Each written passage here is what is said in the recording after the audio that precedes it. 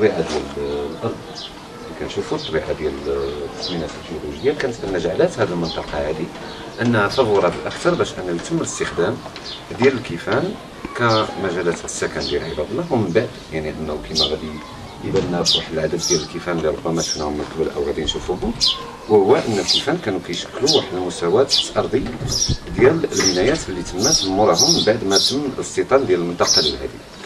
هذا كيعني انه الكاف انه غادي يلعب واحد الدور.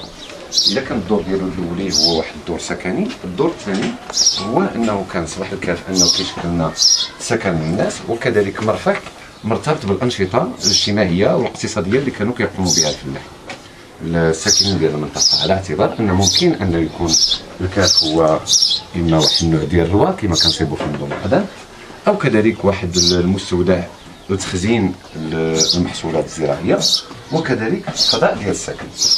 هذا الكاف هذا اللي غنقولوا هو واحد النموذج ديال الكاف تقليدي باستثناء الباب للتغييرات اللي هي باب عصريه ديال الحديد، اما هكا كانوا الكيفان المقدم ديال هذا.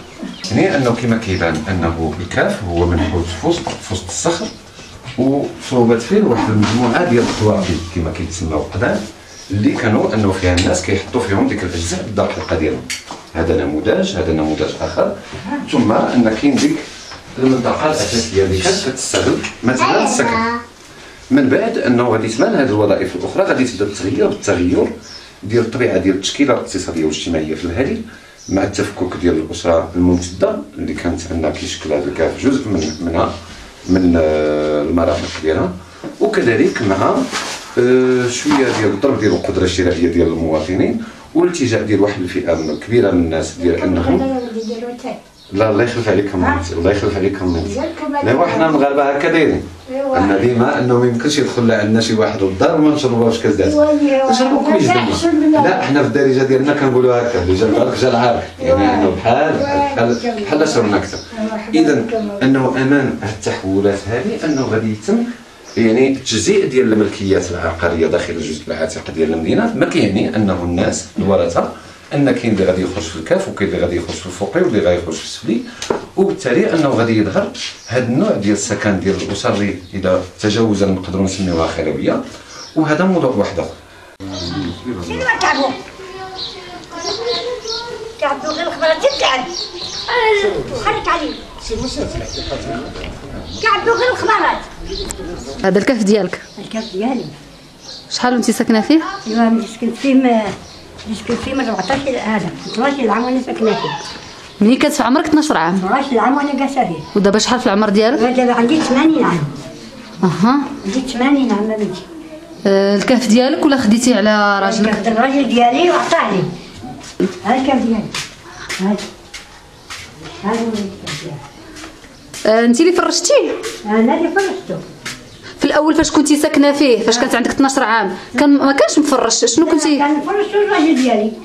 شنو كان مفرش فيه؟ هذا الفريش بحال هكا. هذا الفريش صافي، ما زولناش من هذا الفريش يا بنتي، واخا مات ما عباه لي حد. واخا مات بقيت قابطه انا. مناش كتعيشي دابا انتيا؟ كنعيش بالله وبالسواح كيعطوني ما ناكل. كيجوك السياح لهنا؟ كيجيو السياح لهنا وكيعطوني اللي كتب الله. وما بنتي ما كيخدموا لي لا ولاد زويجات ما كيجبروا خدمه، ويا انا جالسه قنعه برزق ديما كتب الله، ديما كتب لي الله عايشه به الحمد لله. هاد الكاف ديالك عنده شي سميه؟ سميه هاد الكاف ديالك عنده شي سميه؟ عنده السيل، زنقة السيل. زنقة السيل. زنقة السيل. ورينا شنو كاين القدام.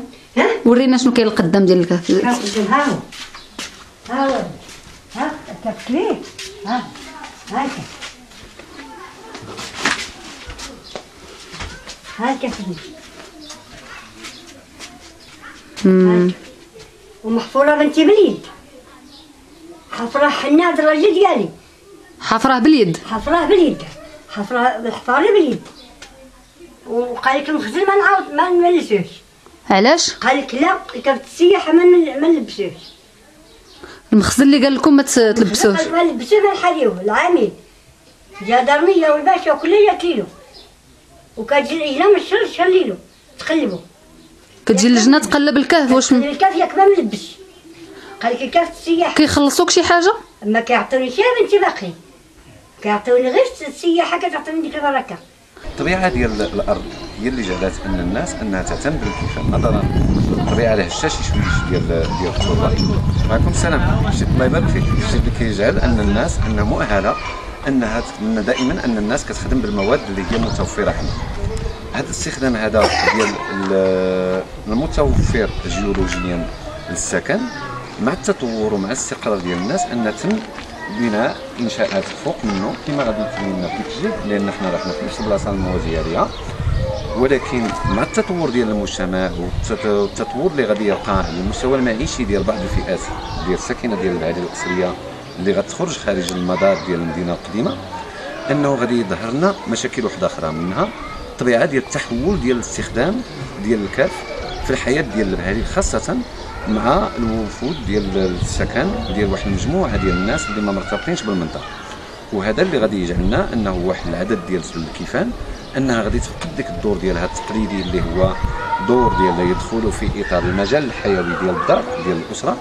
السكن ممكن اننا نقولوا بتحفظ شويش انه سكن غير لائق، على اعتبار انه ما كيوليش واحد العدد كبير ديال الحاجيات اللي محتاجها الانسان في الحياه ديالو اليوميه. شحال العمر ديال هاد الكهف؟ 3 القرون عمر هاد الكهف. 3 القرون كنعاود لي كانت عجوزتي وراجلي ورثوا تا هما على والديهم. تا ما حضروا على والديهم. والكهف المراد يحفرتو، قالت حنا هاد الراجل ديالي هادي حفرتو. ايوا بنتي وخلاو مشاو وخلاو. عاودت انا كيف خلاوه لي ماشي عاودت انا نخليها انا. وحنا ماشيين بنتي. تخليه لولادك؟ لولادي وما عندك لاين. يبيعوها ويعملوا لها وسكنها هذيك يحبوا يعملوا لي يعملوا له. وانا جالسه حاجه الراس تحن الله. ورينا شنو جابوا لك السياح وعلقوا لك هنايا. السياح جابوا لي هادو هنا هادو السادو وهادو. شنو هما هادوك الشريفه؟ هذيك الرايات. الرايه ديالاش؟ الرايات الرايات ديالاش؟ لا فهمتي. اذا هذا نموذج اللي كنشوفه في الاسفل هو نموذج ديال كيفيه انه الناس ان حطت بديك الصخره الكبيره وخلقات واحد العدد ديال الديور في عندها اللي هما تبناو كما قلت قبيله على الاساسات ديالها اللي هي الكيفان التقليدي. هذا كيجعلنا اننا نطرحوا واحد السؤال كبير في هذا الصدد هذا، واش ان هذه الاستخدامات هي الوحيده اللي ممكن انها تكون لهذا الموروث المعماري اللي هو فريد، يعني انه تقريبا انه هذه من المناطق اللي انه باين فيها استخدام ديال الكيفان للسكن. يمكن انه يكون يقدر الانسان انه يدعي انه كان تواجد قبل التاريخ، ثم كذلك حتى في هذه السنوات ديال القرن 19 و18 الى اخره. انت وعائلتك ساكنين في هذا الكهف؟ شحال تقريبا نتوما ساكنين؟ هذه عامين. شريتوه ولا ورثتوه على جدود ديالكم؟ ورثنا على جدود ديالنا. وجدود ديالكم كانوا هما اللي صوبوه هما اللي نحتوه؟ هما اللي صيبوا هذا الشيء. الكوزينه. اها.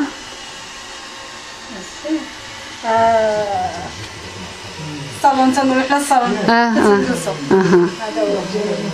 هذا اذا هذا الانقاض ديال هذه البنايه هي النموذج اللي انه غادي يبان لنا كيفاش ان البعالي القدام انه ابتداء في ذاك الوقت فاش انه انتقلوا من الحياه ديال الكهوف وبدا البناء وبدا المعمار، انه غادي يستخدموا هذا الموروث هذا اللي هو الكهف، وغادي ينشئوا عليه واحد البنايه اللي دابا حنا كنشوفوا غير الانقاض ديالها، وهي كما باين البني انه الكهف من بعد انه تم تزاد فوق منه واحد الجزء، ولكن تم استخدام ديك التقنيه القديمه ديال البني اللي هي معروفه ديال التابوت وديال الخدمه بالادقه والتبن. يعني ان المواد ديال البناء كتبين لنا ان اللي كما كاين هنا ان هذا نموذج ديال البناء التقليدي، هذا هو النموذج ديال الكهف بالشكل ديالو القديم، لان مازال فيه ديك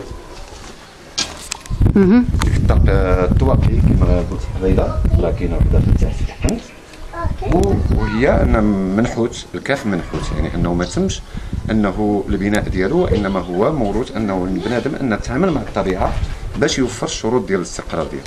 هذا الكهف لان استخدام الاستقرار، لان باعتبار انه موجود قرب من الحمام ديال جزء العتيق في المدينه، فهو كيتم الاستخدام ديالو كتم استوداع للمواد اللي كتم الاحراق ديالها من اجل التسخين ديال الماء اللي كيتستخدم في الحمام. وهو كما باين انه ما عنده لا بال لا حتى شي حاجه، وهو النموذج ديال الكهف التقليدي كما هو مبني بدون انه ما تدخلات فيه شي ترميمات او اصلاحات.